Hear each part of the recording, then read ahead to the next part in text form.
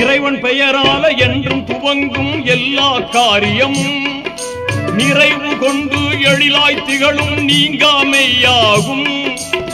ஆர்வமுடன் நாளும் அன்பு கொண்டு மேலும் அழகாகவே முறையாகவே தினம் கூறுவோமே.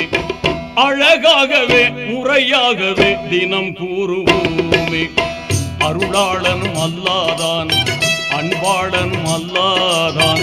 அருளாளனும் அல்லாதான் அன்பாளனும் அல்லாதான். திருநாமம் ஓதிடுவோமே தீமை நீங்குமே. புல்லா தீமை நீங்குமே. பிஸ்மில்லா என்று ஆரம்பம் செய்யுங்கள்.